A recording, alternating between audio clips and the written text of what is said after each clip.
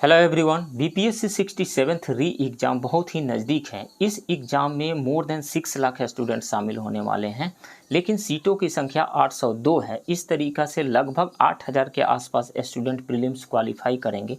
बाकी 5,90,000 से ज़्यादा लोग असफल होंगे।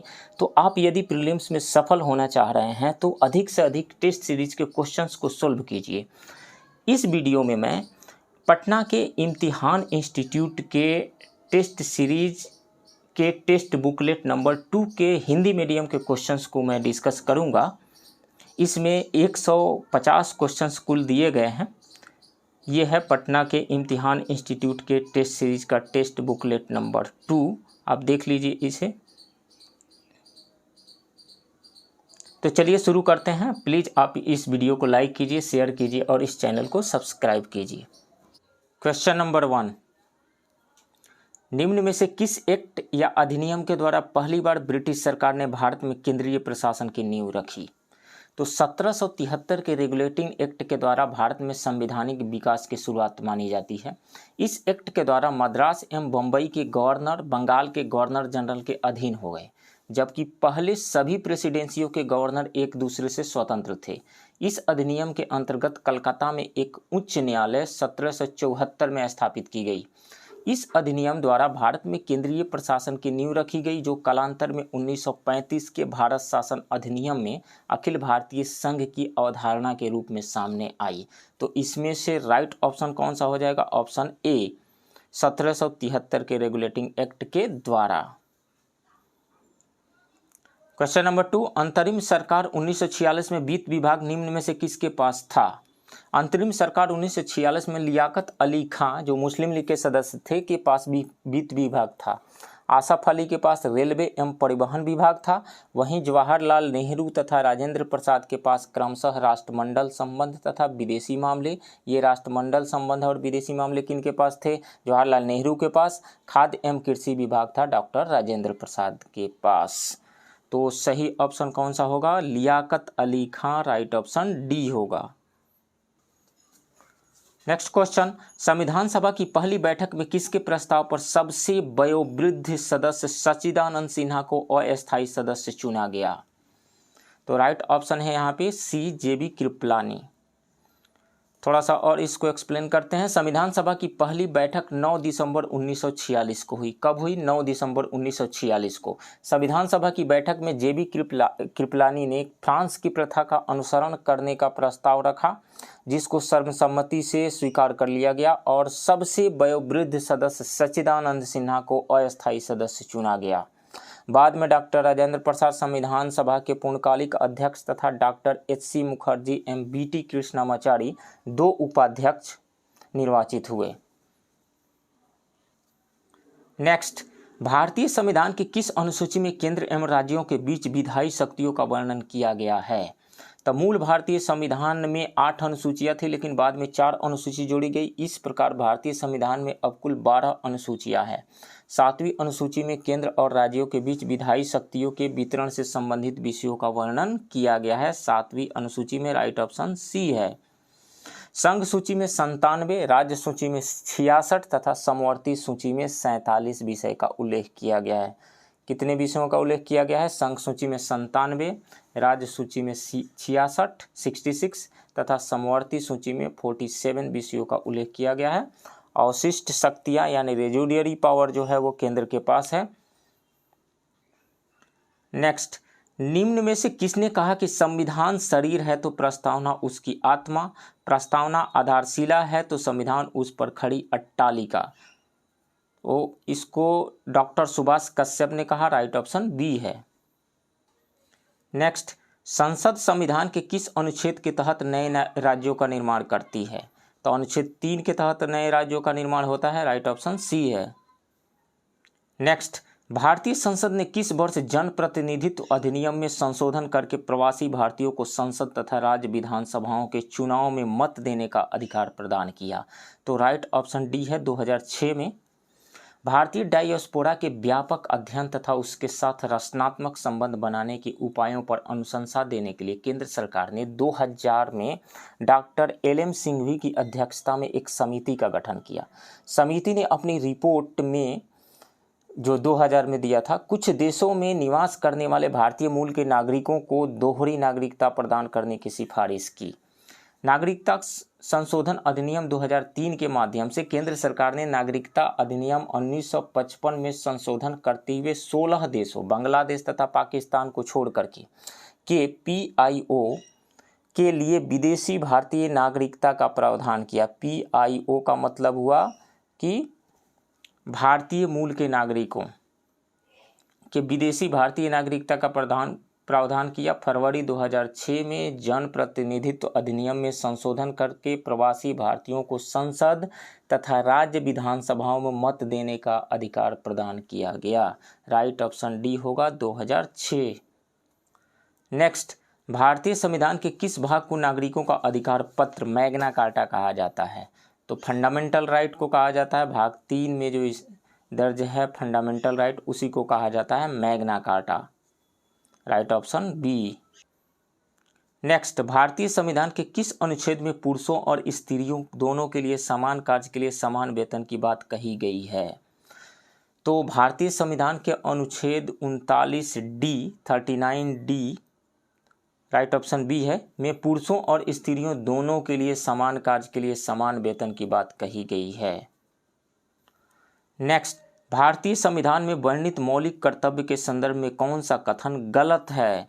मौलिक कर्तव्य को स्वर्ण सिंह समिति की सिफारिश पर 44वें संविधान संशोधन द्वारा संविधान में जोड़ा गया। ये बात तो सही है कि स्वर्ण सिंह समिति के सिफारिश पे ही जोड़ा गया, लेकिन 44वें संविधान संशोधन के द्वारा नहीं जोड़ा गया। 42वें संविधान संशोधन के द्वारा 1976 में जोड़ा गया। 42nd कॉन्स्टिट्यूशनल अमेंडमेंट एक्ट 1976 के तहत ये जोड़ा गया मौलिक कर्तव्य को संविधान में। किसके सिफारिश पे? सरदार स्वर्ण सिंह के सिफारिश पे। तो ये गलत है, ये स्टेटमेंट गलत है। 42वें संविधान संशोधन द्वारा 10 मूल कर्तव्यों को संविधान में जोड़ा गया, बिल्कुल सही है। वर्ष 2002 में 86वें संविधान संशोधन अधिनियम के माध्यम से 11वां मूल कर्तव्य जोड़ा गया, ये भी सही है। मूल कर्तव्य का उल्लेख संविधान के भाग 4 में किया गया है, ये भी सही है। तो गलत कौन सा है? ये वाला गलत है, इसी को चुनना था। नेक्स्ट, किस संविधान संशोधन द्वारा राष्ट्रीय राजधानी क्षेत्र दिल्ली तथा पुडुचेरी विधानसभाओं के सदस्यों को राष्ट्रपति के निर्वाचन में भाग लेने का अधिकार प्रदान किया गया? तो 17वें संविधान संशोधन अधिनियम 1992 के द्वारा। 17वें संविधान संशोधन अधिनियम 70th कॉन्स्टिट्यूशनल अमेंडमेंट एक्ट 1992 के थ्रू। राइट ऑप्शन बी है। नेक्स्ट, निम्न में से किस संघ शासित क्षेत्र का प्रतिनिधित्व राज्यसभा में है? प्रतिनिधित्व राज्यसभा में किस केंद्र शासित प्रदेश का है? तो दिल्ली का भी है, पुडुचेरी का भी है। तो दिल्ली तथा पुडुचेरी संघ शासित प्रदेशों में राज्यसभा में प्रतिनिधित्व है। जम्मू और कश्मीर से भी राज्यसभा में प्रतिनिधित्व का प्रावधान किया गया है। अन्य केंद्र शासित प्रदेशों का राज्यसभा में प्रतिनिधित्व का कोई प्रावधान नहीं है। तो चंडीगढ़ का नहीं है, लक्षद्वीप का नहीं है, किसका है? दिल्ली एंड पुडुचेरी का है। More than one, correct option E होगा सही। धन विधेयक के संदर्भ में कौन सा कथन सही है? धन विधेयक को संसद के किसी भी सदन में पहली बार पेश किया जा सकता है? नहीं, किसी भी सदन में नहीं। राज्यसभा में पहली बार तो ये पेश किया ही नहीं जा सकता है, ओनली लोकसभा में पहली बार पेश किया जा सकता है। यानी धन विधेयक लोकसभा में इंट्रोड्यूस किया जा सकता है, राज्यसभा में नहीं। तो ये तो गलत है। धन विधेयक के संदर्भ में संविधान में संयुक्त अधिवेशन का प्रावधान किया गया है? नहीं, ये भी गलत है। धन विधेयक के संदर्भ में और कॉन्स्टिट्यूशनल अमेंडमेंट बिल के संदर्भ में ज्वाइंट सेशन का कोई प्रावधान नहीं किया गया है, संयुक्त अधिवेशन का कोई प्रावधान नहीं है, ये गलत है। धन विधेयक को राज्यसभा केवल 1 माह तक अपने पास रोक सकती है? नहीं, ये भी गलत है। केवल 14 दिन तक रोक करके रख सकती है राज्यसभा धन विधेयक के संदर्भ में, तो ये गलत है। डी, धन विधेयक केवल सरकार के द्वारा ही प्रस्तावित किए जाते हैं, ये बिल्कुल सही है, सरकार के द्वारा ही प्रस्तावित किए जाते हैं। सो राइट ऑप्शन डी होगा। नेक्स्ट क्वेश्चन, संविधान सभा के प्रारूप समिति में कांग्रेस से निम्न में से कौन शामिल था? तो राइट ऑप्शन यहाँ पे सी होगा, KM मुंशी, MTT कृष्णामाचारी। प्रारूप समिति का गठन 29 अगस्त 1947 को हुआ था। इस समिति में 7 सदस्य थे एवं इसका अध्यक्ष डॉक्टर BR अम्बेडकर को बनाया गया था। इसके अन्य सदस्य थे N गोपाल स्वामी अयंगर, मद्रास से निर्वाचित हुए थे। अलादी कृष्ण स्वामी अय्यर मद्रास से निर्दलीय सदस्य के रूप में निर्वाचित हुए थे। मोहम्मद सादुल्ला असम से निर्वाचित मुस्लिम लीग के सदस्य थे। के.एम. मुंशी मुंबई से निर्वाचित हुए थे। एन माधव राव इन्होंने बी.एल. मित्र की जगह ली, जिन्होंने स्वास्थ्य कारणों से त्यागपत्र दे दिया था, निर्दलीय सदस्य थे। टी.टी. कृष्णमाचारी इन्होंने सन 1948 में डी.पी. खेतान की मृत्यु के बाद इनकी जगह ली, निर्दलीय सदस्य थे। प्रारूप समिति के सदस्यों में केवल 2 सदस्य के.एम. मुंशी तथा टी.टी. कृष्णमाचारी कांग्रेस के सदस्य थे। सो राइट ऑप्शन यहाँ पे सी होगा। नेक्स्ट, निम्न में से कौन सा वीटो अधिकार भारत के राष्ट्रपति के पास है? तो राइट ऑप्शन डी हो गया, आत्यंतिक वीटो, निलंबनकारी वीटो, जेबी वीटो, पॉकेट वीटो।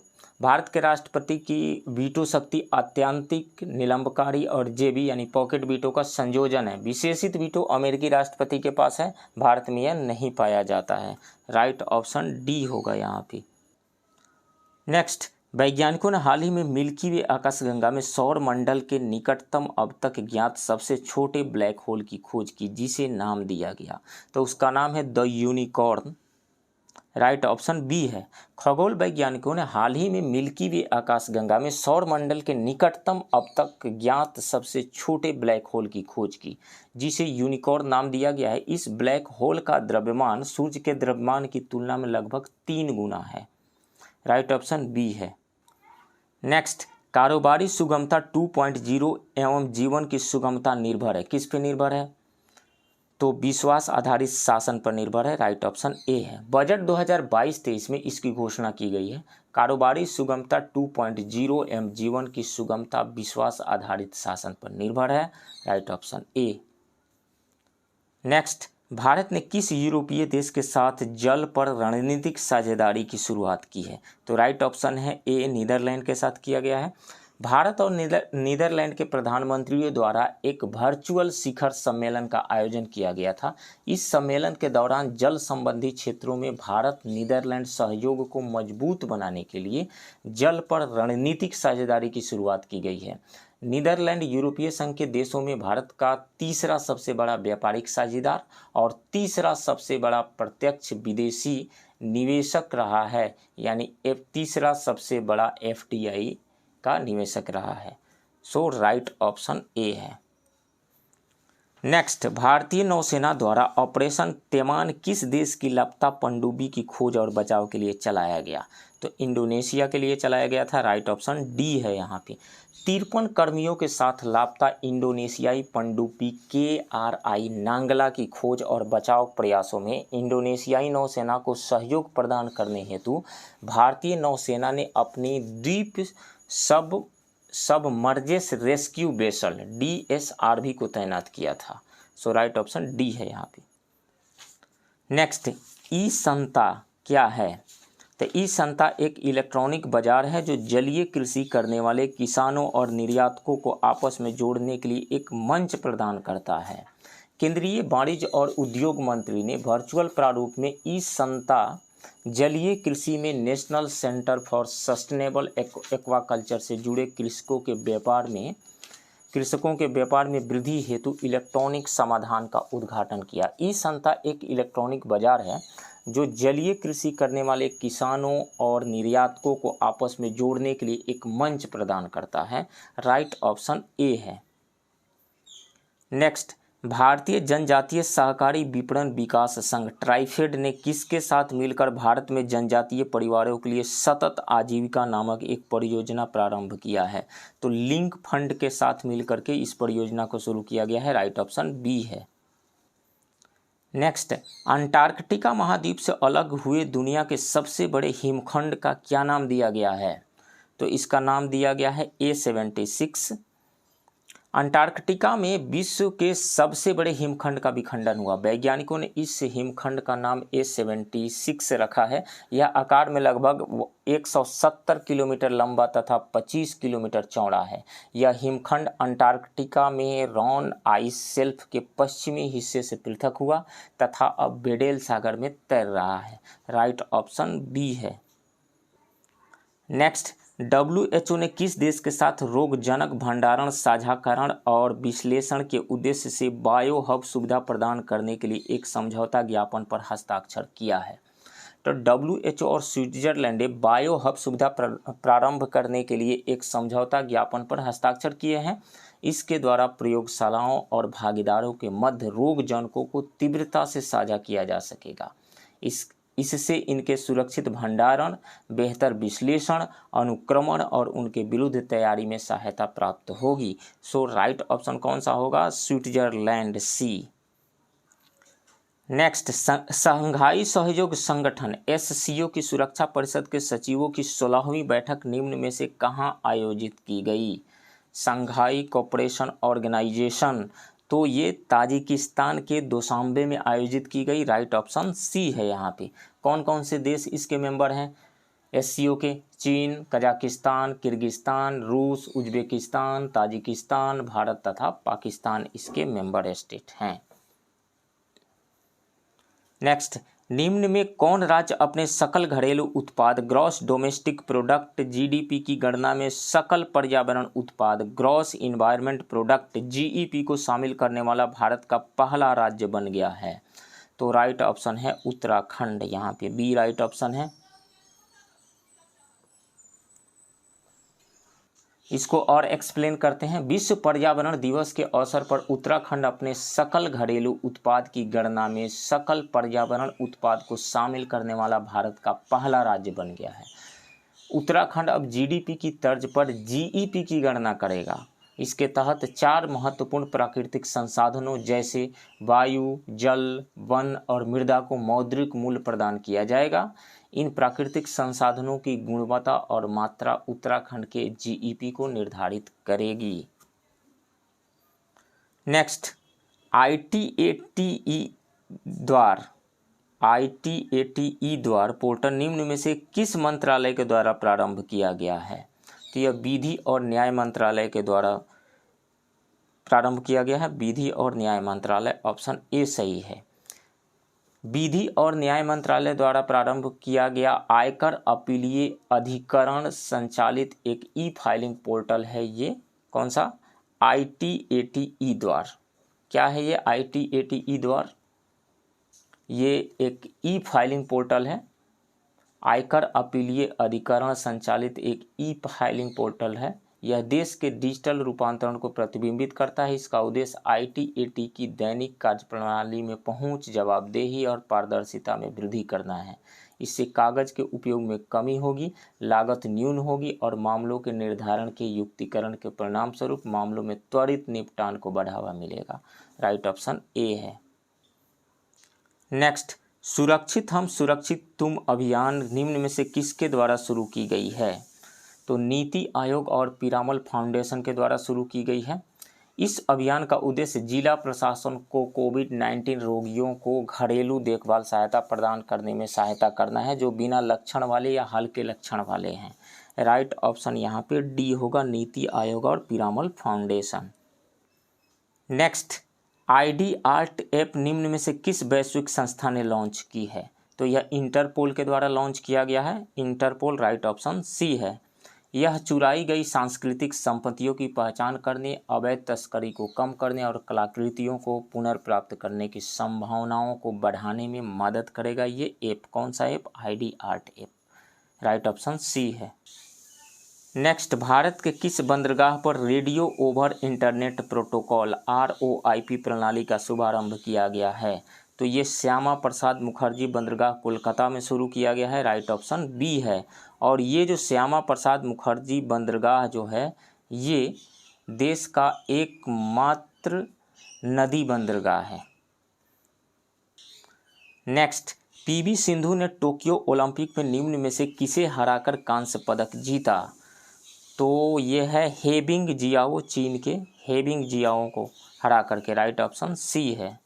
16वें ग्रीष्मकालीन पैरा ओलंपिक 2020 में पदक तालिका में शीर्ष स्थान निम्न में से किस देश ने हासिल किया? तो चीन ने हासिल किया था। राइट ऑप्शन बी है यहाँ पे। 16वें ग्रीष्मकालीन ओलंपिक 2020 में पदक तालिका में चीन ने कुल 207 पदक जीतकर शीर्ष स्थान हासिल किया। ग्रेट ब्रिटेन दूसरे स्थान पर रहा और भारत जो है वो 24वें स्थान पे रहा था कुल 19 पदक के साथ में। 19 पदकों में से 5 स्वर्ण, 8 रजत एवं 6 कांस्य पदक थे भारत के। नेक्स्ट, सुशासन सूचकांक 2021 गुड गवर्नेंस इंडेक्स 2021 के संदर्भ में कौन सा कथन गलत है? इस सूचकांक को नीति आयोग द्वारा तैयार किया गया था। नहीं, ये गलत है। नीति आयोग के द्वारा ये तैयार नहीं किया गया था। किसके द्वारा तैयार किया गया था? प्रशासनिक सुधार एवं लोक शिकायत विभाग DARPG के द्वारा तैयार किया गया था।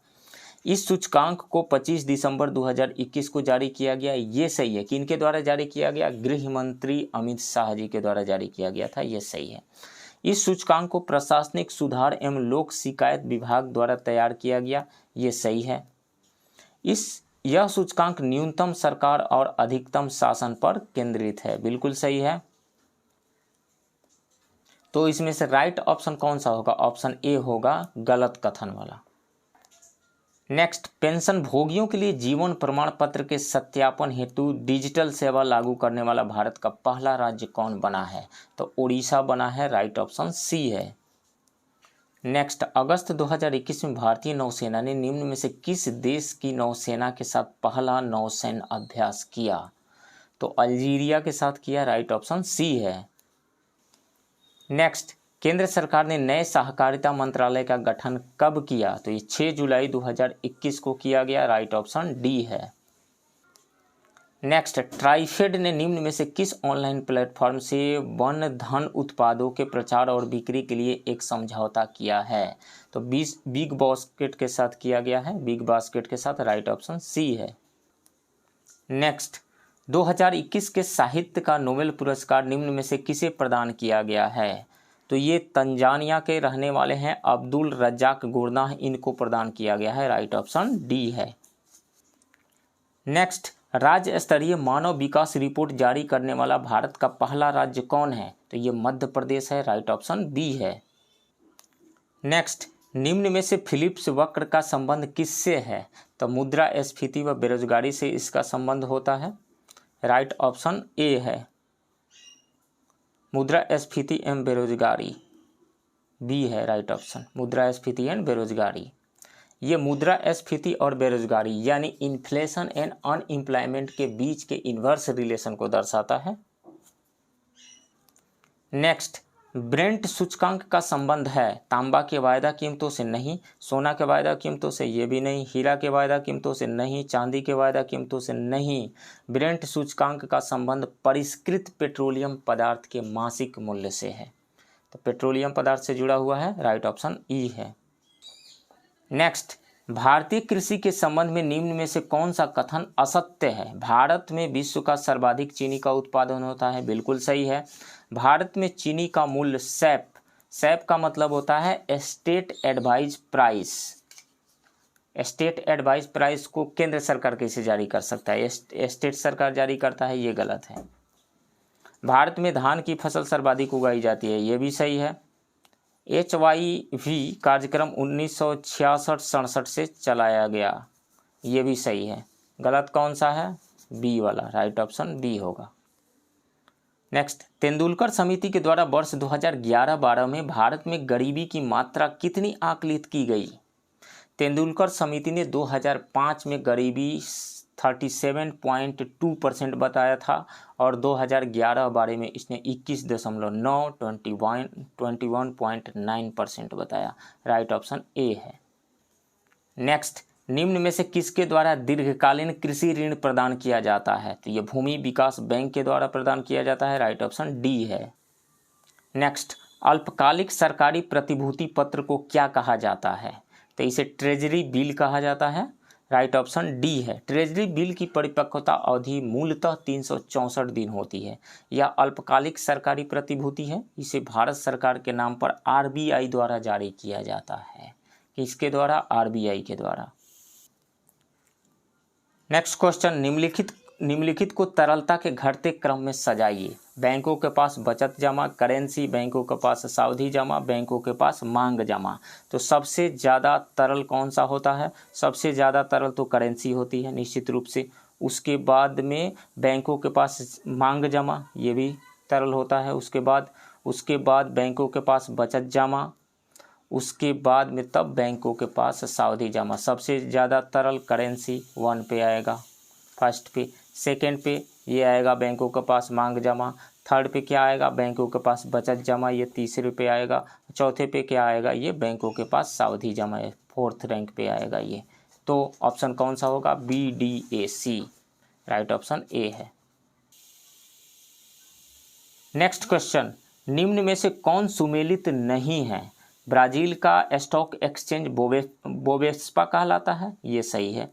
लंदन का स्टॉक एक्सचेंज FTSE 100 है, ये सही है। मैक्सिको का IPC है, ये भी सही है। ताइवान का स्टॉक एक्सचेंज क्या सेट है, नहीं, इसका स्टॉक एक्सचेंज जो होता है वो होता है तेन होता है। और ये सेट जो है कहाँ का स्टॉक एक्सचेंज है, ये थाईलैंड का स्टॉक एक्सचेंज है, ये है थाईलैंड का है। और ताइवान का क्या है, तेन। सो कौन सा इसमें से करेक्टली मैच्ड नहीं हो रहा है, डी वाला, राइट ऑप्शन डी होगा। नेक्स्ट, निम्न में से कौन सा रिपोर्ट विश्व बैंक द्वारा जारी नहीं किया जाता है। ग्लोबल इकोनॉमिक प्रोस्पेक्टस रिपोर्ट, ये जारी किया जाता है। ईज ऑफ डूइंग बिजनेस, ये भी जारी किया जाता था। ह्यूमन कैपिटल इंडेक्स, ये भी जारी किया जाता था। वर्ल्ड इन्वेस्टमेंट रिपोर्ट, ये विश्व बैंक के यानी वर्ल्ड बैंक के द्वारा जारी नहीं किया जाता है। ये किसके द्वारा जारी किया जाता है, UNCTAD के द्वारा, UNCTAD UNCTAD के द्वारा जारी किया जाता है। तो कौन जारी नहीं किया जाता है, world investment report, right option D होगा। ये वर्ल्ड बैंक के द्वारा जारी नहीं किया जाता है, UNCTAD के द्वारा जारी किया जाता है। नेक्स्ट, नागालैंड से अफस्पा को हटाने के लिए हाल ही में एक पैनल का गठन किया गया। ये अफस्पा क्या है, arm forces special power act को हटाने के लिए एक पैनल का गठन किया गया। इस पैनल का अध्यक्ष किसे बनाया गया है, तो विवेक जोशी को इसका अध्यक्ष बनाया गया है, राइट ऑप्शन बी है। नेक्स्ट, विदेशी मुद्रा कोष के मामले में भारत का स्थान क्या है, तो रूस को पीछे छोड़ते हुए चौथे स्थान पर भारत पहुंच चुका है, राइट ऑप्शन डी है। फर्स्ट 3 पे कौन कौन से हैं, फर्स्ट 3 पे है चीन, जापान और स्विट्जरलैंड, चौथे पे आ गया है भारत। नेक्स्ट, GDP में सेवा क्षेत्र की हिस्सेदारी के संबंध में राज्यों को घटते क्रम में सजाएं। तो सबसे ज़्यादा कंट्रीब्यूशन है Karnataka, then Telangana, then Kerala, then Manipur, right option A है यहाँ पे। कर्नाटक का कंट्रीब्यूशन है 66.13%, तेलंगाना 65.19%, केरल 63.73%, मणिपुर 62.64%। सर्वाधिक योगदान जो है वो चंडीगढ़ का है 88.29%। उसके बाद केंद्र शासित प्रदेश दिल्ली का 85.16%, उसके बाद अंडमान एंड निकोबार का 68.12%। राज्यों में यदि हम देखें तो ये ऑर्डर है, कर्नाटक, तेलंगाना, केरल एंड मणिपुर। नेक्स्ट, कर्नाट वंश के संस्थापक एवं अंतिम शासक के युग की निम्नलिखित में से पहचान करें। तो कर्नाट वंश के संस्थापक जो थे नानदेव और अंतिम शासक हरि सिंह देव थे, राइट ऑप्शन डी होगा। कर्नाट वंश की स्थापना नानदेव ने 1097 में मिथिला में की थी। नानदेव ने कर्नाट कुलभूषण की उपाधि धारण की थी। कर्नाट वंश की राजधानी सिमरावगढ़ थी। कर्नाट वंश का अंतिम शासक हरिसिंह था। गयासुद्दीन तुगलक के बिहार अभियान के दौरान हरिसिंह पराजित होकर नेपाल चला गया, राइट ऑप्शन डी है। नेक्स्ट, महात्मा बुद्ध के महापरिनिर्वाण के बाद उनके अवशेषों पर राजगृह में स्तूप का निर्माण किस शासक ने कराया था, तो अजातशत्रु ने कराया था, राइट ऑप्शन सी है। अजातशत्रु ने महात्मा बुद्ध के महापरिनिर्वाण के 8वें वर्ष में उनके अवशेषों पर राजगृह में एक स्तूप का निर्माण कराया था। महात्मा बुद्ध एवं भगवान महावीर की मृत्यु 483 ईसा पूर्व एवं 468 ईसा पूर्व क्रमशः अजातशत्रु के काल में ही हुई थी। अजातशत्रु के समय में ही राजगृह की सप्तपर्णी गुफा में प्रथम बौद्ध संगीति का आयोजन किया गया। कब किया गया, 483 ईसा पूर्व में। प्रथम बौद्ध संगीति के दौरान सूत पिटक एवं विनय पिटक की रचना की गई, राइट ऑप्शन सी है। नेक्स्ट, मेगास्थनीज की पुस्तक इंडिका के अनुसार पाटलिपुत्र का नगर प्रशासन कितनी समितियों द्वारा संचालित किया जाता था। 6 समितियों के द्वारा संचालित किया जाता था और प्रत्येक समिति में 5 सदस्य हुआ करते थे, राइट ऑप्शन ए है। नेक्स्ट, मौर्यकालीन बराबर की गुफाओं की अवस्थिति वर्तमान में किस जिले में है, तो ये जहानाबाद जिले में है, राइट ऑप्शन डी है यहाँ पे। मौर्यकालीन बराबर एवं नागार्जुन की गुफाएं वर्तमान में जहानाबाद जिले में हैं। सम्राट अशोक एवं उनके पौत्र दशरथ ने बराबर एवं नागार्जुन की पहाड़ी पर गुफाओं का निर्माण कराया था। इन गुफाओं में अशोक के शिलालेख भी मिलते हैं। सर्वप्रथम अशोक ने आजीवक संप्रदाय के लिए यहाँ गुफा का निर्माण कराया। बराबर में लोमक ऋषि गुफा, सुदामा गुफा, कर्ण चौपड़ गुफा, विश्व झोपड़ी गुफा है। वहीं नागार्जुन पहाड़ी पर गोपिका गुफा, बापियाका गुफा, वेदाथिक गुफा का निर्माण हुआ है। राइट ऑप्शन डी है यहाँ पे। नेक्स्ट, विद्यापति किस शासक के दरबार में कवि थे? तो विद्यापति महाराजा शिव सिंह के दरबारी कवि थे। शिव सिंह का संबंध तिरहुत के बैनवार वंश से था। विद्यापति को मैथिल कोकिल भी कहा जाता है। तो राइट ऑप्शन कौन सा होगा? Maharaja Shiv Singh. Right option A. Next, Sikandar Lodi ने हुसैन शाह सर्की को पराजित कर किसे बिहार का प्रशासक नियुक्त किया? तो सिकंदर लोदी ने 1495-96 में जौनपुर के शासक हुसैन शाह सर्की को पराजित कर दरिया खां नुहानी को बिहार का प्रशासक नियुक्त किया। दरिया खां नुहानी, राइट ऑप्शन बी है। इसकी जानकारी सिकंदर लोदी के बिहार अभिलेख से मिलती है। दरिया खां नुहानी के बाद उसका पुत्र बहार खां नुहानी बिहार का प्रशासक बना था। सो राइट ऑप्शन यहाँ पे बी है। नेक्स्ट, पटना में 1857 के विद्रोह को निम्नलिखित में से किस अंग्रेज अधिकारी ने दबाया? तो विलियम टेलर ने दबाया था। राइट ऑप्शन डी है। 3 जुलाई 1857 को पटना में पुस्तक विक्रेता पीर अली के नेतृत्व में व्यापक विद्रोह हुआ। इस विद्रोह का दमन पटना के कमिश्नर विलियम टेलर ने कठोरता से किया। 25 जुलाई को मुजफ्फरपुर एवं दानापुर सैनिक छावनी में विद्रोह हुआ। दानापुर के विद्रोही सैनिक जगदीशपुर के जमींदार बाबू कुंवर सिंह से मिले और उन्हें अपना नेतृत्व सौंपा। 30 जुलाई को कंपनी सरकार ने पटना, शाहाबाद, सारण, मुजफ्फरपुर और चंपारण जिले में मार्शल लॉ लगा दिया था। नेक्स्ट क्वेश्चन, 1909 में बॉयज एसोसिएशन की स्थापना निम्न में से किस स्थान पर हुई थी? तो दरभंगा में हुई थी। राइट ऑप्शन सी है। 3 मार्च 1909 को दरभंगा के राज मैदान में बॉयज एसोसिएशन की स्थापना की गई थी। इस संगठन के संस्थापक अध्यक्ष सूर्यदेव नारायण वर्मा थे। प्रथम बैठक की अध्यक्षता अशफाक खां ने की थी। नेक्स्ट, ब्रिटिश सरकार ने चंपारण कृषक अधिनियम किस वर्ष पारित किया? तो 1918 में पारित किया। राइट ऑप्शन सी है। 1917 में महात्मा गांधी ने चंपारण के किसानों के पक्ष में सत्याग्रह का भारत में प्रथम प्रयोग किया। ब्रिटिश सरकार के खिलाफ गांधी जी का यह प्रयोग सफल रहा। नील किसानों की दुर्दशा की जांच के लिए एक 6 सदस्यीय जांच समिति का गठन एफजी सलाई की अध्यक्षता में किया गया। इस समिति में गांधी जी भी सदस्य थे। ब्रिटिश सरकार ने चंपारण कृषक अधिनियम को वर्ष 1918 में पारित किया। इसके साथ ही तिनकठिया प्रथा की समाप्ति हुई। नेक्स्ट, यूरोपीय भाषाओं संस्कृत और ईरानी भाषा में समानता के सिद्धांत को निम्नलिखित में से किसने प्रतिपादित किया? विलियम जोन्स ने प्रतिपादित किया था। राइट ऑप्शन बी है। 1784 में कलकत्ता में एशियाटिक सोसाइटी ऑफ बंगाल की स्थापना ईस्ट इंडिया कंपनी के सर विलियम जोन्स नामक अधिकारी ने की थी। उन्होंने 1789 में कालिदास की अभिज्ञान शकुंतलम नामक नाटक का अंग्रेजी में अनुवाद किया। विलियम जोन्स ने यह प्रतिपादित किया कि मूलतः यूरोपीय भाषाएं संस्कृत और ईरानी भाषाओं से बहुत ही मिलती है। सो राइट ऑप्शन बी है। नेक्स्ट, निम्नलिखित रचनाओं और उसके लेखक के जोड़े में कौन सुमेलित नहीं है? विक्रमांक देव चरित्र क्या बिल्हड़ ने लिखा? सही है ये। मूसिक वंश क्या अतुल ने लिखा? ये भी सही है। राजतरंगिणी क्या कल्हड़ के द्वारा लिखी गई? ये भी सही है। रामचरित संध्याकर नंदी ने लिखी? ये भी सही है। ये सभी सही है। तो इसमें से more than one correct option है। कौन सुमेलित नहीं है इसमें से कोई भी? तो ई ऑप्शन सही होगा। सभी सुमेलित हैं यहाँ पे। मूसिक वंश की रचना 11वीं सदी में अतुल ने की। इसमें मूसिक वंश का वृत्तांत है जिसका शासन उत्तरी केरल में था। राजतरंगिणी में कश्मीर के राजाओं का इतिहास है। 12वीं सदी में संध्याकर नंदी ने रामचरित की रचना की। इसमें कैवर्त किसानों और पाल शासक रामपाल के संघर्ष का वर्णन है।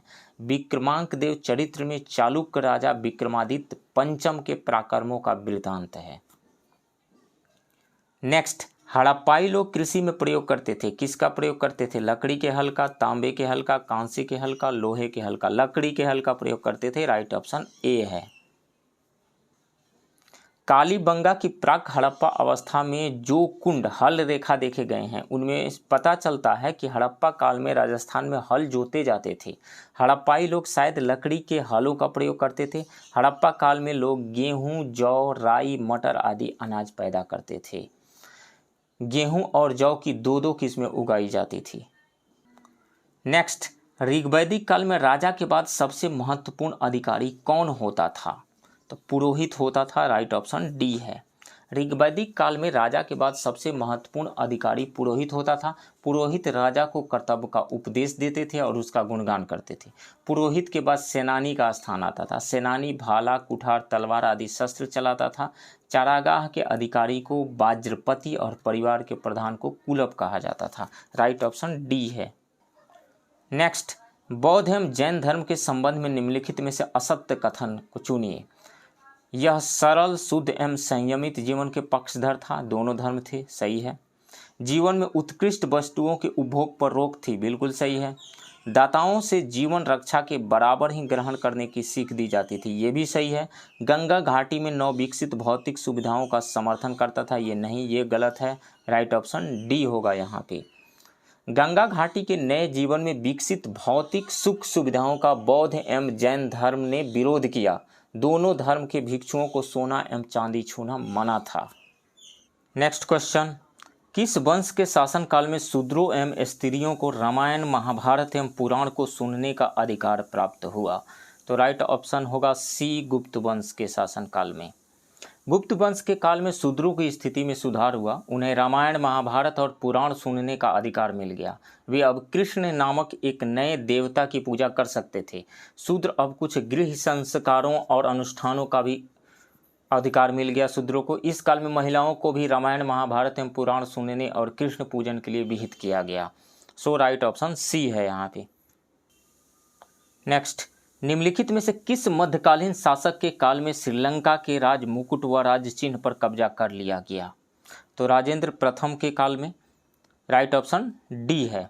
चोल वंश के राजराज प्रथम और उनके पुत्र राजेंद्र प्रथम ने सबसे महान शासक हुए। राजराजा ने दक्षिण पूर्व एशिया से होने वाले व्यापार पर नियंत्रण के लिए श्रीलंका पर आक्रमण कर उसके उत्तरी भाग पर कब्जा कर लिया। राजेंद्र प्रथम ने श्रीलंका की विजय का कार्य पूर्ण किया। इसके साथ ही श्रीलंका के राजा रानी के मुकुट और राज्य चिन्ह पर कब्जा कर लिया गया। चोल वंश की स्थापना विजयालय ने की थी। कलिंग के रास्ते बंगाल अभियान की सफलता के बाद राजेंद्र प्रथम ने गंगई कोंड चोल की उपाधि धारण की थी। सो राइट ऑप्शन डी है। नेक्स्ट, किस चौहान शासक ने अजमेर को बसाया और उसे अपनी राजधानी बनाया? तो राइट ऑप्शन होगा विग्रहराज ए। चौहान वंश के महान शासक विग्रहराज ने चित्तौड़ पर कब्जा किया। उसने अजमेर, जिसका प्राचीन नाम अजयमेरु था, को बसाकर उसे अपनी राजधानी बनाया। विग्रहराज ने अजमेर में एक संस्कृत महाविद्यालय और अन्ना सागर झील का निर्माण कराया। विग्रहराज ने दिल्ली को 1151 ईस्वी में तोमरों से छीन लिया। चौहानों में सबसे प्रसिद्ध राजा पृथ्वीराज तृतीय हुआ, जिसने 1177 ईस्वी के आसपास गद्दी संभाली। नेक्स्ट, बलबन ने रक्त और लौह की नीति किसके खिलाफ अपनाई? तो इसका सही ऑप्शन है ए, दिल्ली की सीमा तक लूटपाट करने वालों के खिलाफ। बलबन के समय दिल्ली के निकट रहने वाले मेवातियों की हिम्मत इतनी बढ़ चुकी थी कि वे दिल्ली शहर की सीमा तक लोगों को लूटने लगे थे। इन तत्वों से निपटने के लिए बलबन ने रक्त एवं लौह की नीति अपनाई। लुटेरों को निर्ममता पूर्वक पकड़ कर मारा गया। दिल्ली के आसपास के जंगल काट डाले गए और वहां अनेक फौजी थाने कायम किए गए। बागी गांव नष्ट कर दिए गए। बलबन ने सैन्य विभाग दीवाने अर्ज का गठन किया था। नेक्स्ट, किस मध्यकालीन शासक के लिए कहा गया कि जहांपनाह की सल्तनत दिल्ली से पालम तक फैली हुई है? तो नसीरुद्दीन महमूद के बारे में कहा गया। राइट ऑप्शन डी है।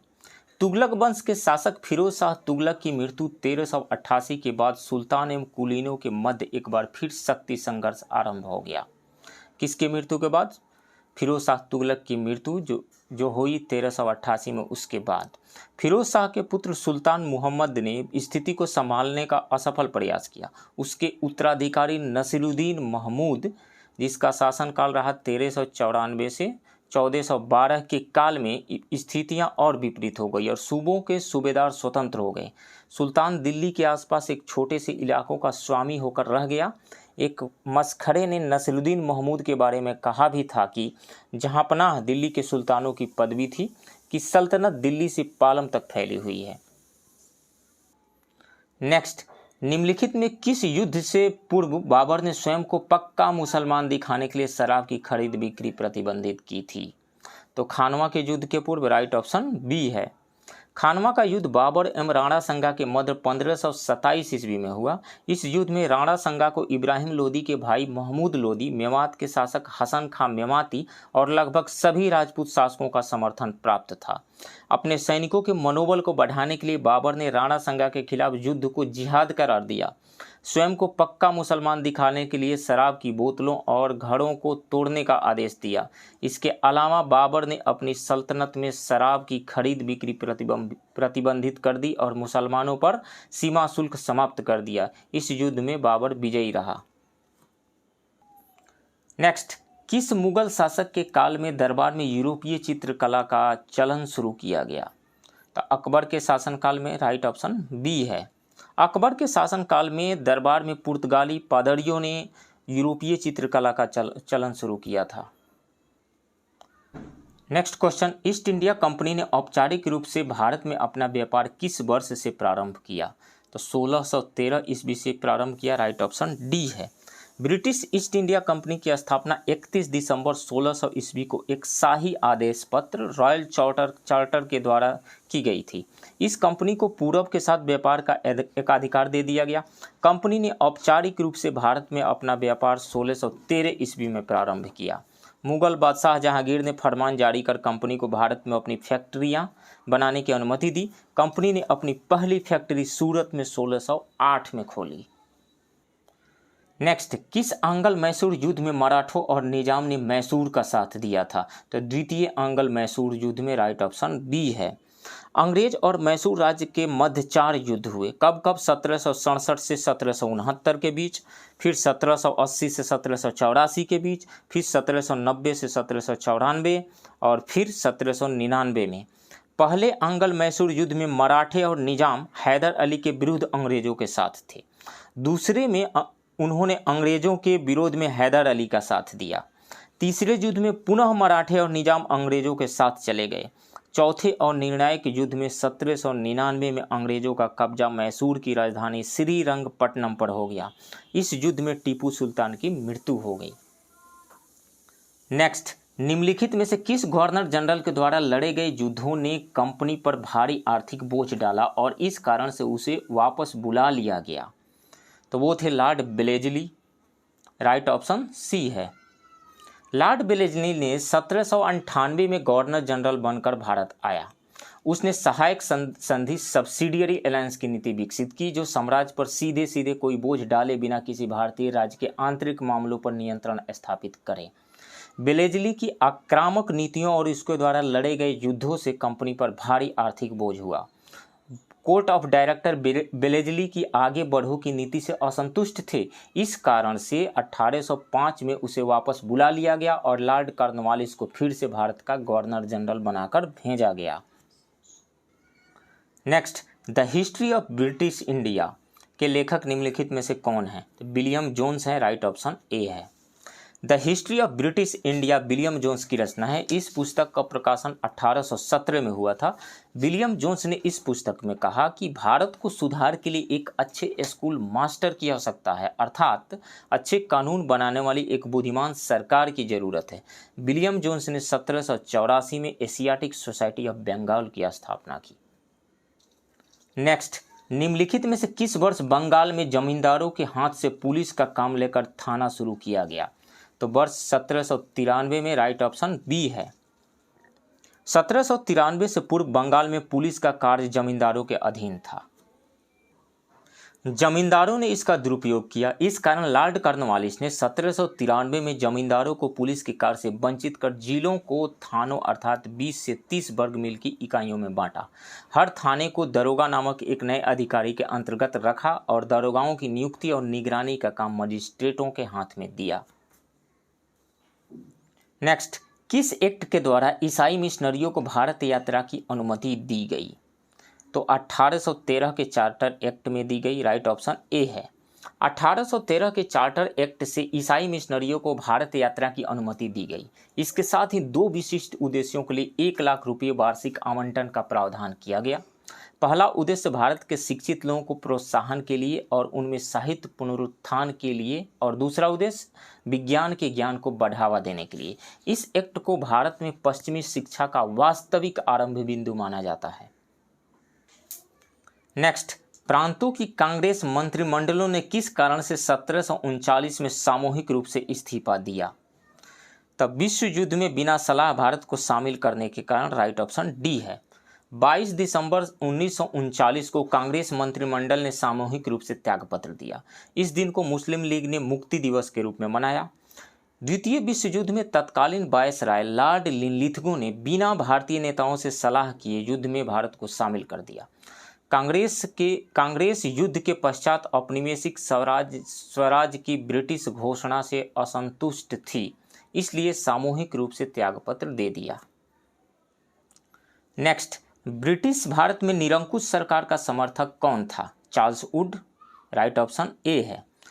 1861 ईस्वी में संसद में इंडियन काउंसिल बिल पेश करते हुए तत्कालीन भारत सचिव चार्ल्स वुड ने कहा था कि सारे अनुभव हमें यह बतलाते हैं कि जब एक विजेता जाति दूसरी जाति पर शासन करती है तो एक निरंकुश सरकार ही शासन का सबसे नरम रूप हो सकती है। नेक्स्ट, मित्र मेला संघ के संस्थापक थे, कौन थे? तो ये वो बी.डी. सावरकर थे। राइट ऑप्शन ए है।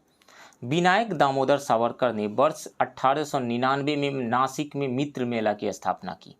1904 में यही संस्था अभिनव भारत में परिवर्तित हो गई। यह एक क्रांतिकारी संगठन था जो सशस्त्र विद्रोह में विश्वास करता था। उन्होंने इंग्लैंड में 1857 का स्वतंत्रता संघर्ष नामक पुस्तक की रचना भी की थी। नेक्स्ट, महात्मा गांधी और लॉर्ड इरविन के मध्य समझौता कब संपन्न हुआ था? तो 5 मार्च 1931 को संपन्न हुआ था। राइट ऑप्शन बी है। 5 मार्च 1931 को गांधी इरविन समझौता हुआ था। इस समझौते के तहत हिंसा के आरोपियों को छोड़कर सभी राजनीतिक बंदियों की रिहाई पर सहमति बनी। साथ ही भारतीयों को समुद्र किनारे नमक बनाने का अधिकार दिया गया। साथ ही अंग्रेज दूसरे गोलमेज सम्मेलन में भाग लेने हेतु राजी हो गई। नेक्स्ट, रैयतवाड़ी व्यवस्था के संदर्भ में कौन सा कथन गलत है? यह व्यवस्था मद्रास, मुंबई, पूर्वी बंगाल, असम और कुर्ग में लागू की गई थी। ये सही है। इस व्यवस्था के प्रतिपादक टॉमस मुनरो तथा कैप्टन रीड थे। ये भी सही है। यह व्यवस्था ब्रिटिश भारत के सबसे कम क्षेत्रफल पर लागू थी। ये गलत है।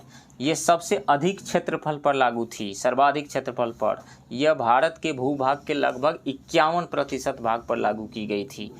सो ये गलत है। 1792 ईस्वी में मद्रास के बारामहल जिले में पहली बार कर्नल रीड ने रैयतवाड़ी व्यवस्था लागू की थी। ये भी सही है। इस व्यवस्था में प्रत्येक जमींदारों को भूस्वामी मानकर उसके साथ लगान देने की शर्तें तय की गई थी। बम्बई प्रेसिडेंसी में इस व्यवस्था को 1825 ईस्वी में लागू किया गया। इसमें विभिन्न समय और स्थानों पर 35 से 55% तक लगान वसूल किया जाता था। सो कौन सा इसमें से गलत है? यह व्यवस्था ब्रिटिश भारत के सबसे कम क्षेत्रफल पर लागू थी। ये गलत है। सबसे अधिक क्षेत्रफल पर लागू थी। सो राइट ऑप्शन सी होगा। नेक्स्ट, अखिल भारतीय हिंदू महासभा के प्रथम अध्यक्ष निम्नलिखित में से कौन थे? तब मनीष चंद्र नंदी थे। राइट ऑप्शन ए है। मदन मोहन मालवीय ने हरिद्वार में हिंदू महासभा की स्थापना बी.डी. सावरकर ने 1907 में की थी। तो हरिद्वार में हिंदू महासभा के नेताओं को किसने बुलाया? मदन मोहन मालवीय ने हिंदू महासभा के नेताओं, क्रांतिकारियों, राजा महाराजाओं की एक सभा राष्ट्रीय स्तर पर आयोजित की, बुलाई। इस सभा में अखिल भारतीय हिंदू महासभा का गठन किया गया, जिसमें महाराजा मनीष चंद्र नंदी को प्रथम राष्ट्रीय अध्यक्ष बनाया गया। दूसरे राष्ट्रीय अधिवेशन में पंडित मदन मोहन मालवीय को राष्ट्रीय अध्यक्ष निर्वाचित किया गया। बी.डी. सावरकर, भाई परमानंद, डॉक्टर बी.एस. मुंजे, महंत अवैधनाथ, एन.सी. चटर्जी, स्वामी श्रद्धानंद जैसे महान नेताओं ने हिंदू महासभा का नेतृत्व किया। नेक्स्ट, सर्वप्रथम द्विराष्ट्र सिद्धांत की बात निम्न में से किसने की? तो मोहम्मद इकबाल ने की। राइट ऑप्शन बी है। मुसलमानों के लिए सर्वप्रथम पृथक राष्ट्र का विचार अभिव्यक्त व प्रस्ताव 1930 ईस्वी में मुस्लिम लीग के इलाहाबाद अधिवेशन में अध्यक्षीय भाषण के दौरान मोहम्मद इकबाल ने रखा था।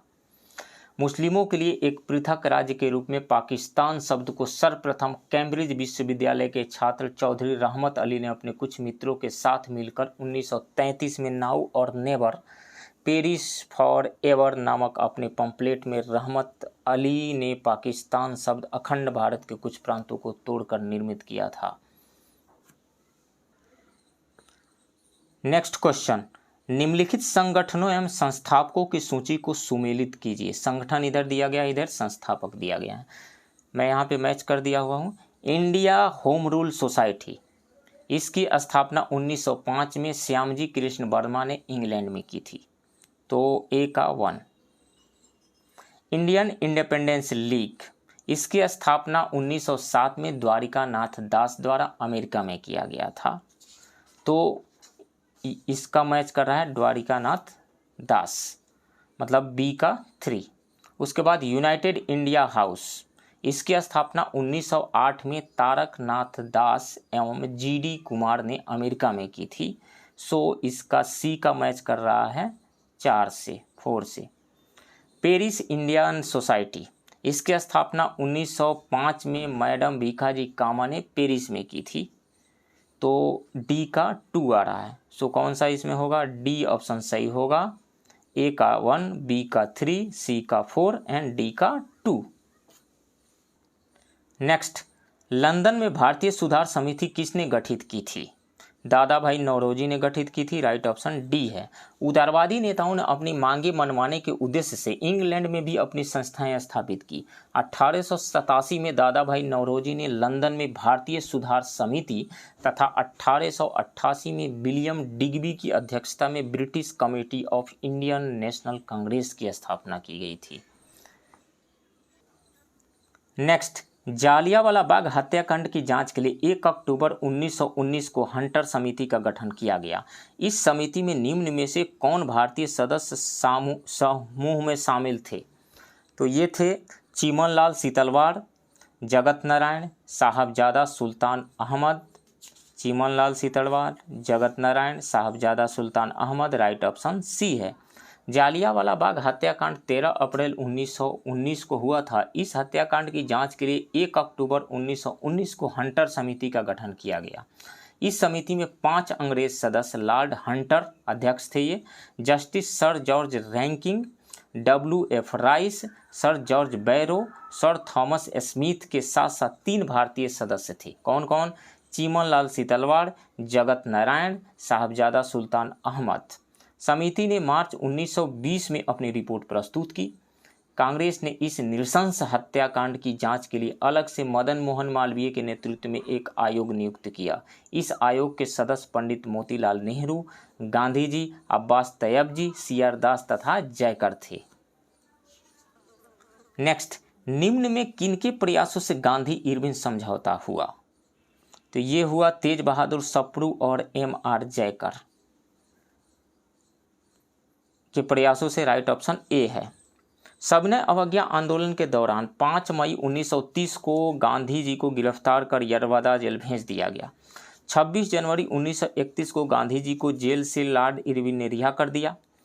तेज बहादुर सप्रू और M.R. जयकर के प्रयासों से 5 मार्च 1931 को गांधी इरविन समझौता हुआ और कांग्रेस सविनय अवज्ञा आंदोलन को स्थगित कर द्वितीय गोलमेज सम्मेलन में भाग लेने के लिए तैयार हो गई। द्वितीय गोलमेज सम्मेलन में भाग लेने गांधी जी इंग्लैंड गए। नेक्स्ट, 1801 में किस क्षेत्र के शासक ने सहायक सेना के लिए पैसा अदा नहीं करने के कारण अपना आधा इलाका कंपनी को सौंप दिया? तो ये थे अवध के शासक, राइट ऑप्शन बी है। लॉर्ड वेलेस्ली के काल में 1801 में अवध के नवाब को अपना आधा इलाका कंपनी को सौंपने के लिए मजबूर किया गया, क्योंकि नवाब सहायक सेना के लिए पैसा अदा करने में चूक गए थे। इसी आधार पर हैदराबाद से भी कई इलाके छीन लिए गए। सहायक संधि के तहत रियासत को स्वतंत्र सेना रखने का अधिकार नहीं था, उसे कंपनी की तरफ से सुरक्षा मिलती थी और रियासत इस सुरक्षा सहायक सेना के बदले पैसा अदा करती थी। नेक्स्ट, रविंद्रनाथ टैगोर ने शांति निकेतन की स्थापना किस वर्ष की थी? तो 1901 में की थी उन्होंने, राइट ऑप्शन ए है। रविंद्रनाथ टैगोर ने वर्ष 1901 में शांति निकेतन की स्थापना की थी। टैगोर का मानना था कि अंग्रेजों द्वारा स्थापित की गई शिक्षा व्यवस्था को कड़े और बंधनकारी अनुशासन से मुक्त होना चाहिए। उनका मानना था कि सृजनात्मक शिक्षा को केवल प्राकृतिक परिवेश में ही प्रोत्साहित किया जा सकता है, इसलिए उन्होंने कलकत्ता से 100 किलोमीटर दूर एक ग्रामीण परिवेश में अपना स्कूल शांति निकेतन खोला था। नेक्स्ट, निम्नलिखित में से कौन सी अदिश राशि है? बल क्या अदिश राशि है? नहीं, बल एक सदिश राशि है, वेक्टर क्वांटिटी है। वेग यानी वेलोसिटी क्या अदिश राशि है? नहीं, यह भी एक सदिश राशि यानी वेक्टर क्वांटिटी है। दाब, प्रेशर जो है एक स्केलर क्वांटिटी है। विद्युत धारा भी एक स्केलर क्वांटिटी है। विद्युत धारा के बारे में मैं थोड़ा सा और डिटेल में आपको बताता हूँ। विद्युत धारा के पास मैग्नीट्यूड भी होता है, डायरेक्शन भी होता है, लेकिन ये triangle law of vector addition को फॉलो नहीं करता है, इसलिए विद्युत धारा एक स्केलर क्वांटिटी है, वेक्टर क्वांटिटी नहीं है।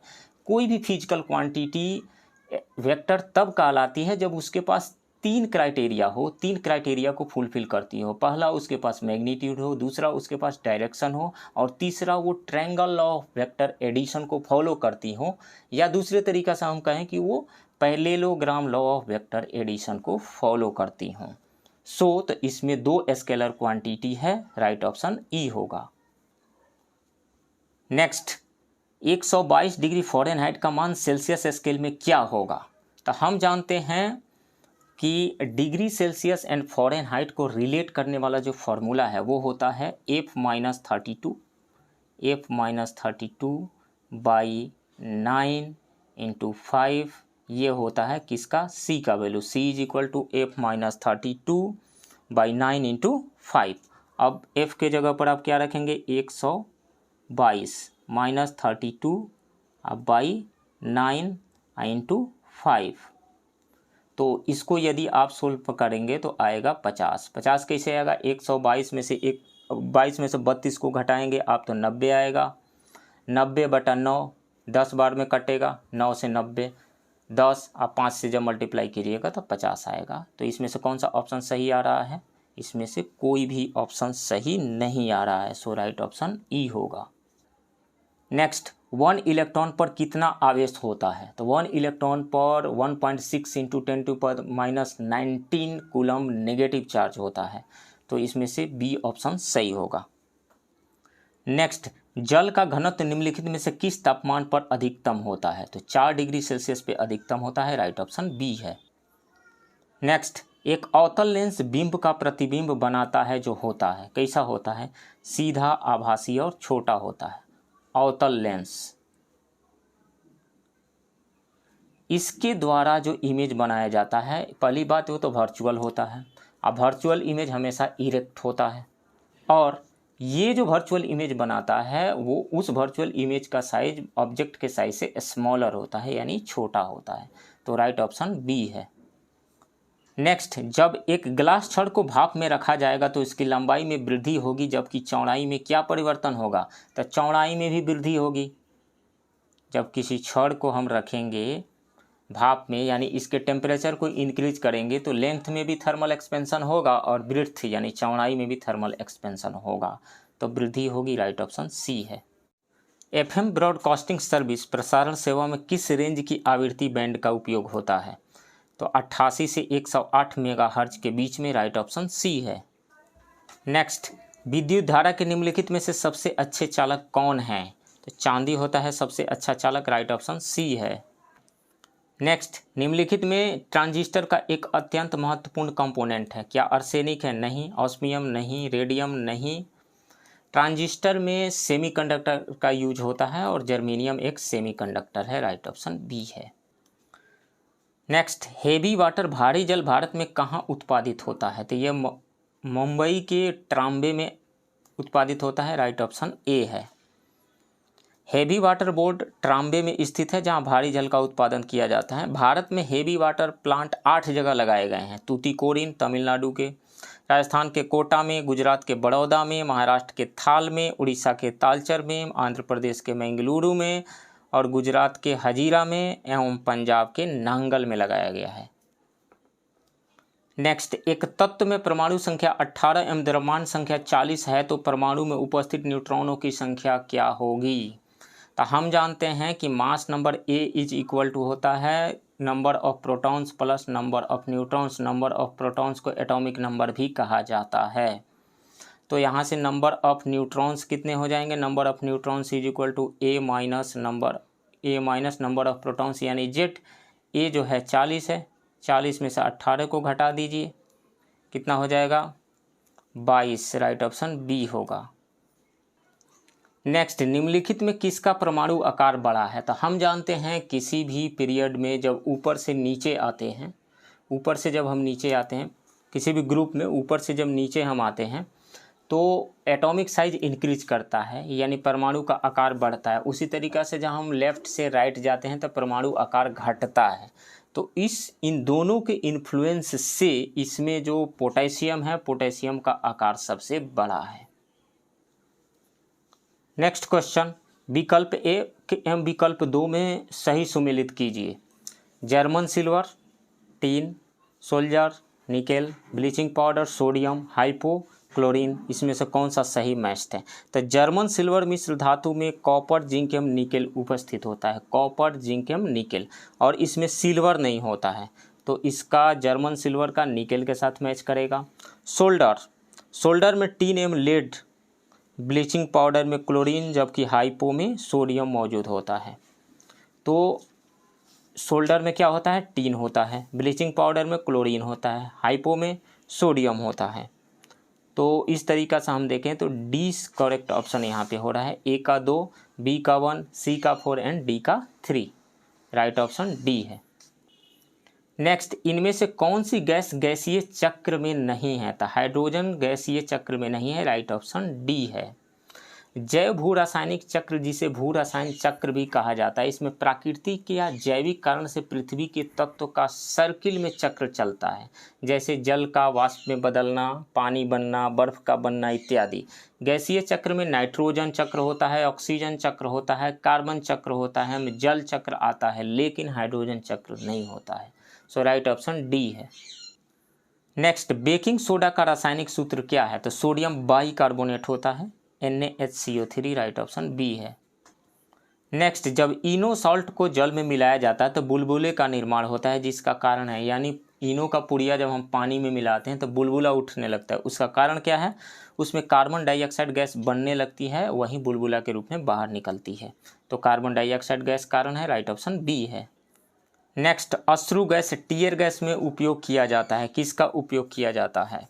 अश्रु गैस में अल्फा क्लोरो एसीटोफिनॉन, क्लोरोपिक्रीन, क्लोरीन एवं अमोनिया का प्रयोग किया जाता है। तो क्लोरीन इसमें होगा, राइट ऑप्शन डी है।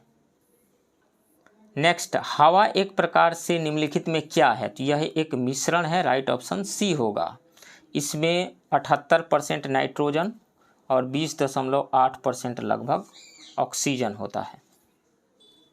नेक्स्ट, कोशिका विभाजन के समय केंद्रक में क्रोमोजोम दिखाई देता है, किस रूप में दिखाई देता है? छड़ के आकार का दिखाई देता है, राइट ऑप्शन बी है। केंद्रक में क्रोमोजोम होते हैं जो कोशिका विभाजन के समय छड़ाकार दिखाई देते हैं।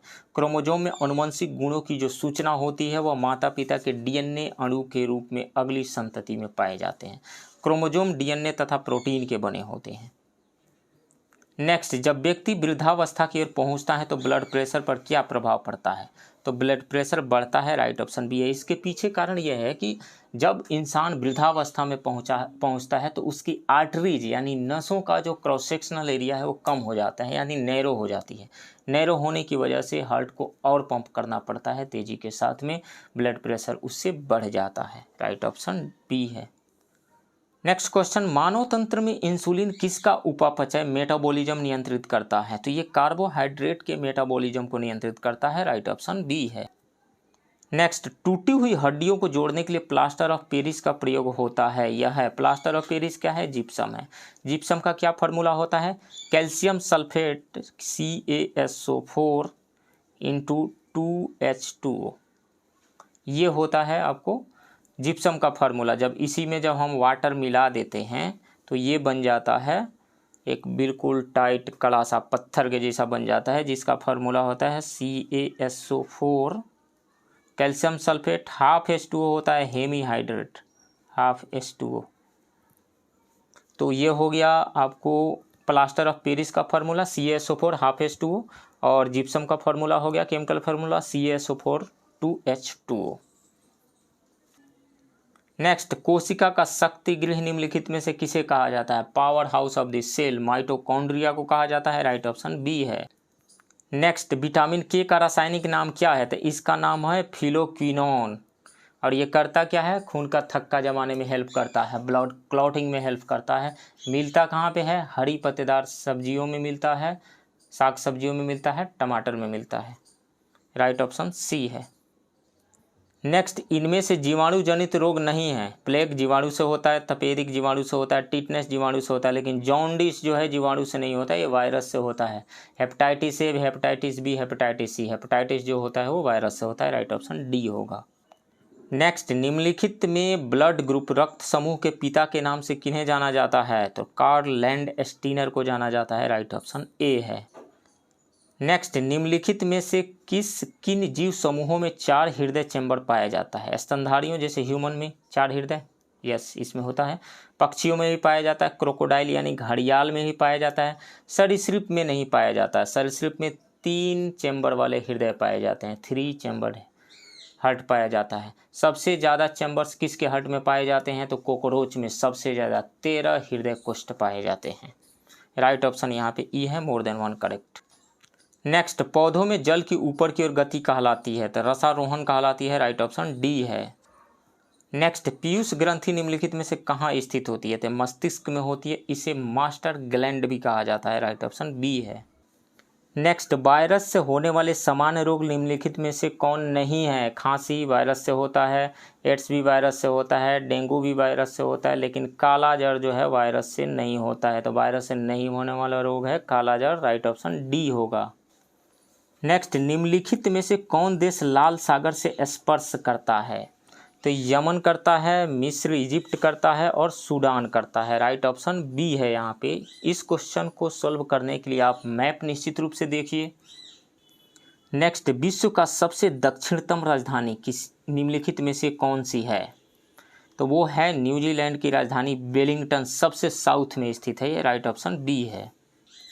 नेक्स्ट, ग्रेट लेक में निम्नलिखित में कौन सा झील शामिल नहीं है? अमेरिका के ग्रेट लेक्स जो है 5 झीलों का सम्मिलित रूप है। सुपेरियर, ह्यूरॉन, मिशिगन, ईरी एम ओंटारियो मिल करके ये ग्रेट लेक्स बनाते हैं। तो इसमें से जो विनिपेग है ये शामिल नहीं है। सुपेरियर भी है, ह्यूरॉन है, मिशिगन है, ये सब है, लेकिन विनिपेग नहीं है। नेक्स्ट, भूमध्य सागरीय जलवायु निम्नलिखित में से किस क्षेत्र में नहीं पाई जाती है? तो ये सूडान में नहीं पाई जाती है, राइट ऑप्शन सी है। भूमध्य सागरीय क्षेत्र के आसपास विकसित होने के कारण इसका नाम भूमध्य सागरीय जलवायु के नाम से जाना जाता है। इसका विस्तार भूमध्य रेखा के दोनों ओर 30 डिग्री से 40 डिग्री अक्षांशों के बीच मिलता है। क्षेत्र कौन कौन से आते हैं इसमें? फ्रांस, इटली, यूनान, टर्की, इजराइल, यूरोप आता है, टर्की का यूरोप वाला portion, Syria, Asia, Chile, California, America, Australia, Algeria एवं दक्षिण अफ्रीका का केप टाउन आता है। नेक्स्ट, निम्नलिखित में से कौन सा एक स्थलरुद्ध देश है? तो इसके लिए आप साउथ अमेरिका का मैप देखिए। आप देखेंगे तो पाएंगे कोलंबिया जो है स्थलरुद्ध देश नहीं है, ये कैरेबियन सी और यूँ कहें कि पैसिफिक ओशियन से ये बॉर्डर शेयर करता है, वहाँ पे इसमें तट है। पराग्वे जो है ये स्थल अवरुद्ध देश है, इसके ये बॉर्डर शेयर करता है बोलीविया से, ब्राज़ील से, अर्जेंटीना से, तो ये एक स्थल रुद्ध देश है पराग्वे। उरुग्वे तो साउथ अटलांटिक ओशियन में यह है, इसके तट रेखा इससे मिलती है। सूरीनाम ये भी है। तो स्थल अवरुद्ध जो देश है वो है सिर्फ पराग्वे, राइट ऑप्शन बी है। नेक्स्ट, पश्चिम बंगाल की सीमा के साथ किस देश की सीमा स्पर्श नहीं करती है? बांग्लादेश की सीमा स्पर्श करती है, भूटान की भी सीमा स्पर्श करती है, नेपाल की करती है, लेकिन चीन की सीमा स्पर्श नहीं करती है वेस्ट बंगाल से। सो राइट ऑप्शन सी होगा। नेक्स्ट, निम्नलिखित में कौन अन्य विकल्पों से भिन्न है द्वीप के संबंध में? तो इसमें से माजुली द्वीप जो है एक नदी द्वीप है, बाकी ये समुद्री द्वीप है। माजुली द्वीप एक नदी द्वीप है जबकि अन्य सभी समुद्री द्वीप है। पंबन द्वीप आदम ब्रिज राम सेतु का भाग है जो भारत एवं श्रीलंका के बीच में स्थित है। पंबन द्वीप पर रामेश्वर स्थित है। न्यूमूर द्वीप बंगाल की खाड़ी में स्थित है।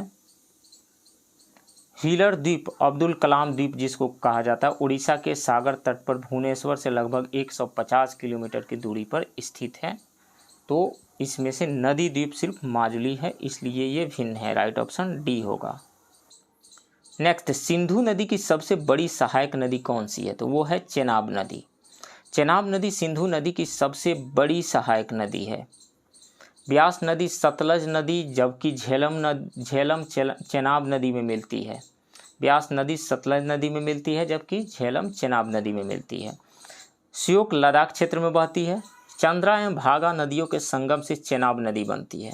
झेलम, चेनाब, रावी, ब्यास एवं सतलज के सम्मिलित रूप पंचनद के नाम से जाना जाता है। राइट ऑप्शन यहाँ पे सी है। नेक्स्ट क्वेश्चन, भारत में मानसून आगमन का क्रम निम्नलिखित नगरों में इस प्रकार है, कौन सा इसमें से सही है? तो तिरुवनंतपुरम में 1 जून को मानसून आता है, बेंगलुरु में 3 जून को आता है, पणजी में 5 जून को आता है, नागपुर में 10 जून को आता है। सो सही क्रम जो होगा Thiruvananthapuram, Bengaluru, Panaji, then Nagpur, right option B है। नेक्स्ट, वन स्थिति रिपोर्ट 2021 के अनुसार वनावरण में सबसे अधिक वृद्धि किस राज्य में हुई है? तो तेलंगाना में हुई है, उसके बाद आंध्र प्रदेश में हुई है, उसके बाद उड़ीसा में हुई है। अरुणाचल प्रदेश में तो कमी आई है वनावरण के क्षेत्र में। तेलंगाना में 3.07% की वृद्धि हुई है, आंध्र प्रदेश में 2.22%, उड़ीसा में 1.04% की वृद्धि हुई है। अरुणाचल प्रदेश में सबसे अधिक वनावरण क्षेत्र घटा है। सो सबसे अधिक वृद्धि किस में हुई? तेलंगाना, राइट ऑप्शन ए है। नेक्स्ट, निम्नलिखित में से किस राज्य में तांबा का सबसे अधिक उत्पादन होता है? तो ये होता है मध्य प्रदेश में, राइट ऑप्शन सी है। तांबा उत्पादन का प्रमुख क्षेत्र है मध्य प्रदेश का बैतूल, मलाजखंड, राजस्थान का अलवर, झुंझुनू, उदयपुर, झारखंड का Ghatshila and Singhbhum. Next, jute उत्पादन में राज्यों का सही क्रम है। सबसे अधिक जूट का उत्पादन होता है पश्चिम बंगाल में, उसके बाद बिहार में, उसके बाद असम में। तो Bengal, Bihar, Assam, right option C होगा। बिहार में कहाँ होता है? बिहार के सीमांचल क्षेत्र जैसे पूर्णिया, अररिया, कटिहार एवं कोसी क्षेत्र जूट के प्रमुख उत्पादक क्षेत्र हैं। नेक्स्ट, सबसे अधिक अंतर्राष्ट्रीय हवाई अड्डा किस राज्य में है? तो वो है उत्तर प्रदेश में, राइट ऑप्शन बी है। भारत में सबसे अधिक उत्तर प्रदेश में 5 हैं, तमिलनाडु में 4 है, केरल में 4 है। उत्तर प्रदेश में 5 अंतर्राष्ट्रीय हवाई अड्डा कहाँ कहाँ पे है? लखनऊ में है, बनारस में है, अयोध्या, नोएडा एवं कुशीनगर में है। बिहार में गया एक अंतर्राष्ट्रीय हवाई अड्डा है, पटना और दरभंगा ये राष्ट्रीय हवाई अड्डा है। नेक्स्ट, मोरिया जनजाति का प्रमुख निवास स्थल नहीं है, कौन सा नहीं है? तो राजस्थान होगा, राइट ऑप्शन डी होगा। मोरिया जनजाति का अधिकांश लोग पर्वतीय स्थान पर रहते हैं। प्रमुख क्षेत्र इसके हैं उत्तराखंड, हिमाचल प्रदेश एवं सिक्किम। हिमाचल प्रदेश, उत्तराखंड एवं सिक्किम, यहाँ राजस्थान में नहीं रहती है, right option D. Next, Bihar का द्वितीय सबसे छोटा क्षेत्रफल की दृष्टि से जिला कौन सा है? तो सबसे छोटा जिला तो शिवहर है, उसके बाद में शेखपुरा आता है, राइट ऑप्शन सी होगा। बिहार का सबसे बड़ा जिला पश्चिम चंपारण है एवं सबसे छोटा जिला शिवहर है। सबसे छोटा जिला का जो क्रम होगा, शिवहर सबसे छोटा जिला है, उसके बाद शेखपुरा है, उसके बाद अरवल है, देन लखीसराय है। पटना बिहार का 8वां सबसे बड़ा जिला है। नेक्स्ट, निम्नलिखित में कहाँ लिंगानुपात सबसे कम है? भागलपुर, पटना, मुंगेर, खगड़िया। तो मुंगेर में सबसे कम लिंगानुपात है, यहाँ पे 876 लिंगानुपात है। बिहार का लिंगानुपात कितना है? 918 है। बाल लिंगानुपात कितना है? 935 है। ये दोनों पूछा गया है। नेक्स्ट, निम्नलिखित में कौन सी नदी गंगा बेसिन के अंतर्गत आती है? तो यह आती है दाहा एवं झरनी। दाहा एवं झरनी सारण सिवान जिले की प्रमुख नदी है जो गंगा बेसिन के अंतर्गत आती है। शंख बैतरणी नदी ओडिशा, जबकि बंसीधारा एवं ऋषि कुल्या दक्षिण ओडिशा की नदी है। तेल एवं शिवनाथ महानदी की सहायक नदी है। राइट ऑप्शन ए है यहाँ पे। नेक्स्ट, सूर्य भगवान को समर्पित देव सूर्य मंदिर बिहार के किस जिला में स्थित है? तो यह औरंगाबाद जिला में स्थित है। राइट ऑप्शन सी है। सूर्य भगवान का सबसे बड़ा मंदिर कहाँ पर है? उड़ीसा के कोणार्क में है। नेक्स्ट, बिहार का सबसे लंबा राष्ट्रीय राजमार्ग निम्नलिखित में से कौन सा है? तो ये है NH31। इसकी लंबाई बिहार में है 406.8 किलोमीटर है। NH57 की लंबाई ये मुजफ्फरपुर, दरभंगा, पूर्णिया को कनेक्ट करता है, 310 किलोमीटर है। NH2 मोहनिया, बाराचट्टी को ये 247 किलोमीटर इसकी लंबाई है, 205 किलोमीटर। NH28 गोपालगंज, बरौनी को कनेक्ट करता है, 266.3 किलोमीटर इसकी लंबाई है। बिहार में कुल 4917 किलोमीटर राष्ट्रीय राजमार्ग हैं। सो राइट ऑप्शन यहाँ पे बी है, ये इसी की लंबाई सबसे अधिक है। नेक्स्ट क्वेश्चन, बिहार में प्लास्टिक कारखाना, प्लास्टिक उद्योग निम्नलिखित में कहाँ स्थित है? तो यह हाजीपुर में स्थित है। राइट ऑप्शन ए है। तो दोस्तों, इस तरीक़ा से मैंने पटना के इम्तिहान इंस्टीट्यूट के टेस्ट सीरीज 2 के हिंदी मीडियम के क्वेश्चंस को डिस्कस किया। आप इस वीडियो को लाइक कीजिए, शेयर कीजिए और प्लीज़ इस चैनल को सब्सक्राइब कीजिए। मिलते हैं किसी दूसरे वीडियो में किसी दूसरे टेस्ट सीरीज के क्वेश्चंस के साथ। तब तक के लिए थैंक यू वेरी मच।